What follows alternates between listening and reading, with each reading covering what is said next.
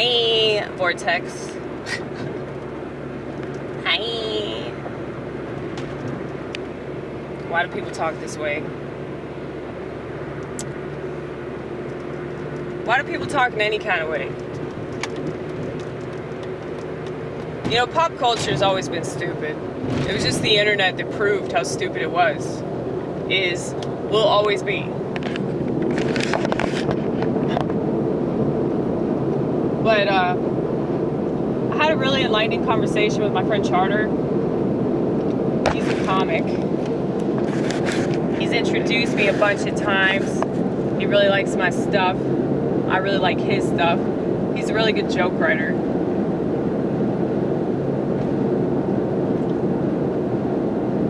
And I think that his jokes are like Sistine chapels because he's polished them. And he proves how brilliant he is whenever he adds to the joke. Because, like,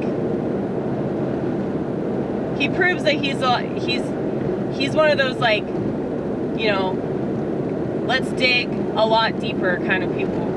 You know? I feel like most comics right now are suffering because they're just not really in it for the craft that is comedy. They're in it because they want to be famous or they want to get their name out there. And I see a lot of really talented comics, you know, just worthlessly scrambling, trying to compete with others. Basically, they're all like pushing the same ideas, and it's like nothing is really, at least in my opinion. I know that I'm like an outsider, and I know that I'm like really anti-everything. So it's like I kind of like have a knack for shitting on everything that other people enjoy. Like last night, there was this comic that everybody else really liked, but I didn't think he was that funny. But that doesn't mean that he's not funny just because I don't think he's funny. It's just I thought that he was really funny in like a generic way, and I don't find that to be that entertaining. But that doesn't mean that other people don't, you know? Like when people just make these declarations of like, you're not funny, you know, that's fucking stupid. Because everybody's funny to somebody, just like everybody's right to somebody, and just like everybody's wrong to somebody, you know? It's just, I'm grateful that I'm the way that I am because I'm allowing things to change my perspective. So it is very humbling, but it's also annoying being humbled. Because you can't ever really get to a place that I'm assuming all narcissists are at all the damn time, where they think that they've made it because they're just constantly lying to themselves.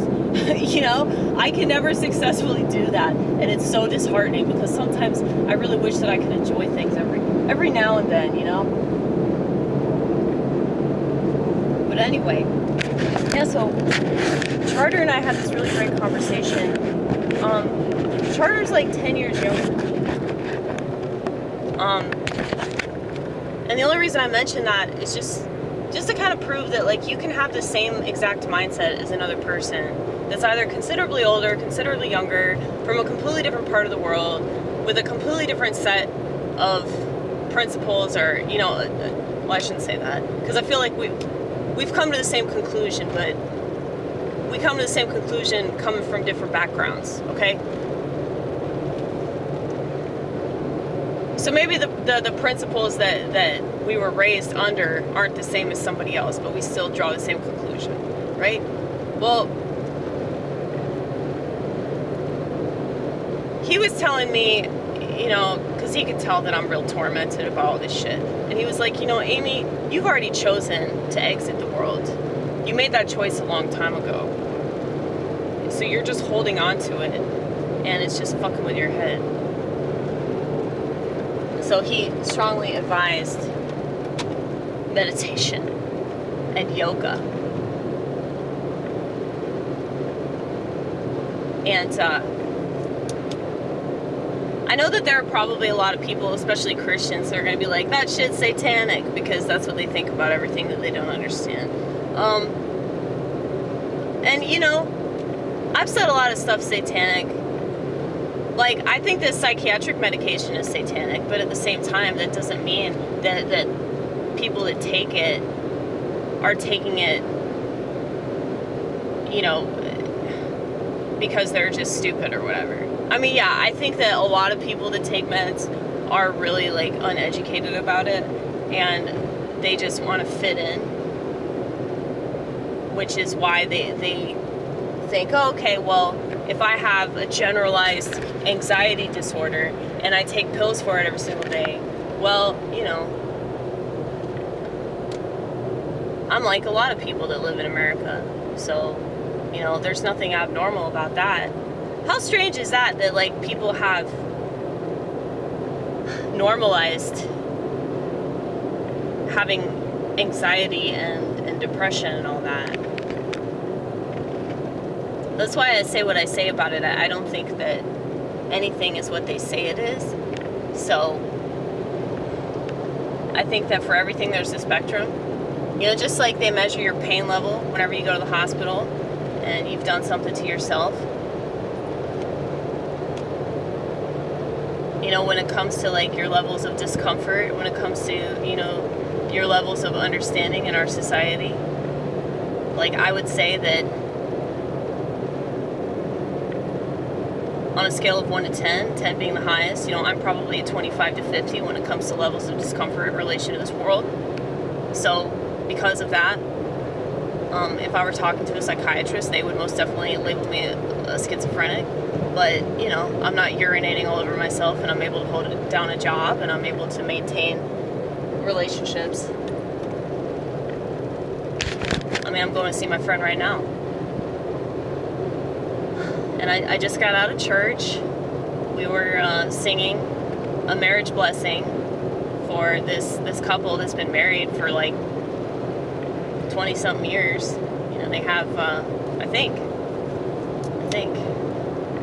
They've been married a long-ass time, let's just put it that way. They have 8 kids. And most of their kids were there. And, oh shit, what happened here? Yeah, like, they're very unconventional.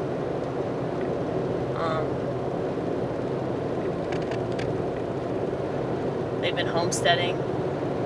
Like, their kids homestead. You know, so it is possible to raise your kids right in Western civilization. I just think it's really, really hard. And, of course, I have a personal bias towards the Orthodox Church, but that's just because of, like, the number of people that I've seen that seem really, really devout.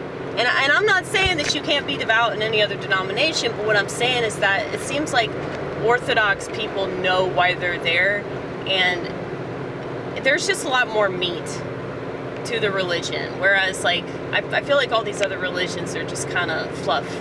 You know, it's like the appetizers, you know? You never get to the main course. But anyway, what I was saying about, you know, maintaining relationships, maintaining consistency in your life, that's what allows you to be stable. And so, you know, Ronit gave me a book on yoga. So, it doesn't hurt to try different things, you know? I feel like the healthiest people I know are, like, balanced about the world and their routine in relation to that world. You know, because we can't completely check out of it. You know, I'm not going to be a nun as much as I want to be. So, we just kind of have to accept where we are and do whatever we possibly can to maintain, you know? Maintain, motherfucker, maintain! That's all I'm concerned about. Just don't kill yourself. That's really the most important thing.